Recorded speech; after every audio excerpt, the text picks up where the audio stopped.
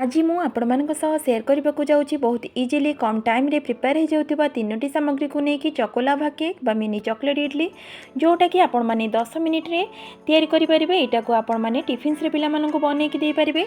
थरे बनै कि देला माने पिला मानकर फरमाइश आसीबो आउ थरे बनै कि देबा पई। आपण माने बहुत सारा इडली बा चॉकलेट केक खाइथिबे किंतु एटा को थरे बनांतु बारंबार खाइबा पई इच्छा करिवे ताले वीडियो को स्किप न करी फुल वॉच करंतु। चलंतु स्टार्ट करबा आज रेसिपी। नमस्कार दर्शक बंधु, इप्सिता किचन को आपण समस्त को अनेक अनेक स्वागत जनाउची। ए रेसिपी पई मु 8टी हैप्पी बिस्किट नेची। हैप्पी बिस्किट जगह आपण माने ओरियो बिस्किट भी नहीं पारिबे। ताको प्रथमे जरी रु खोली नेबा। सब बिस्किट को मु जरी रु खोली नेली। ताको हल्का से हाथ रे भांगी नेबा भलो से ग्राइंडिंग हे जिवो। एबे गोटे मिक्सिंग जार नेबा। मिक्सिंग जार रे सब बिस्किट को दे देबा। ताको कवर करके भलो से ग्राइंडिंग करि नेबा। देखंतु एबे बिस्किट पाउडर रेडी हे गेला। एठी किछि मु नेछि अमूल चीनी एवं डेयरी मिल्क चॉकलेट गोटे मिक्सिंग जार रे चीनी को पकईकी ताको भलो से ग्राइंडिंग कर नेबा। एबे चीनी रो पाउडर रेडी हे गेला। किछि उषुम पानी नेछि अमूल को गोळाइबा पई। अमूल जगह रे आपण माने क्षीर भी नै पारिबे। एबे सब अमूल को पकईकी भलो से स्पून साइज रे गोळाइ नेबा।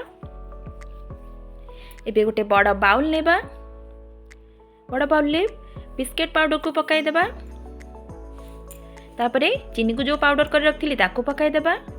मिल्क जो अमूल मिल्क को रखथिली ताको पकाई देबा। हाफ टेबल स्पून खाइबा सोडा को पकाई देबा। व्हिस्कर साहाय्य रे ताको भलो से मिसाई नेबा।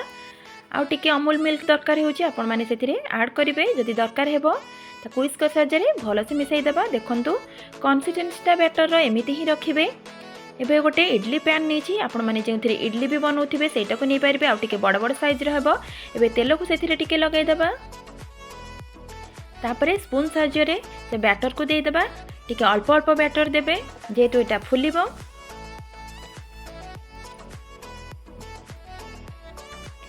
आपण माने निश्चित एटा बनांतु। खाइला परे जानि बे एटा केते टेस्टी लागिबो। देखन सबथिरे मु दे देली। एबे जो चॉकलेट टुक रखथिली ताको टिके टिके भांगी नेथिली। सब चॉकलेट को बैटर ऊपर दे देबा।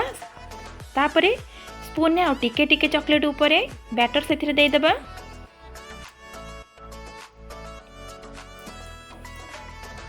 अल्प अल्प बैटर देबे। एबे रेडी हे गला। एबे गैस रो फ्लेम को ऑन करिबा। ताको कवर करि नेबा। लो फ्लेम रे याकू 2 मिनिट पर्यंत बॉईल हेबा पई देबे। 2 मिनिट पर कवर खोलिली। देखंतु पूरा परफेक्ट हेची। तार आर साइड को उल्टे नेबा। आर साइड को उल्टेबा बिल्कुल दरकार नहीं। सेमिति ही परफेक्ट बनबो। जदि हेई नथिबा आपण माने 1 मिनिट पर्यंत आ थरे ताको बॉईल करि नेबे। एबे रेडी हे गला। देखंतु रेडी हे गला। स्पून साइज रे उल्टे की देखौची। देखंतु पूरा परफेक्ट हेची। किंतु मने रखंतु गैस रो फ्लेम को लो रखिथिबे। एबे प्लेट को ताको काढी नेबा।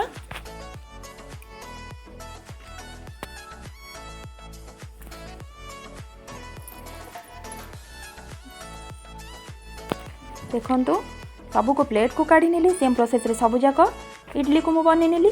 सेथिरे हमें चॉकलेट सिरप टिके दे देबा बहुत ही टेस्टी लागिया पई। आ टिके आई कैचिंग हेबो बे एटा को देले केते सुंदर देखा जाउची। देखंतु ताले रेडी हे गला हमर मात्र 3टी सामग्री रे बहुत इजीली मिनी लाभा केक बा चॉकलेट इडली। आपण माने निश्चित एटा बनांतु। बनै सला परे आपण मानको मतामत मते कमेंट सेक्शन में जणेबे आपण मानको किपरि लागिला। जदि वीडियो भलो लागि थाए ताले चैनल को लाइक शेयर एवं सब्सक्राइब करि नेबे। सब्सक्राइब कला परे पाखरे थिबा बेल आइकन को क्लिक करी ऑल बटन को प्रेस करि नेबे। मु जेते बेले भी वीडियो अपलोड करबी तार नोटिफिकेशन आपण मानक पाके पहुंची परिबो। ताले निश्चय आपण माने एटा बनेबे। बने कि खाइबे। ताले आज पई रहउची पुणी आसीबी नेक्स्ट वीडियो रे किछि नुवा रेसिपी नै। नमस्कार।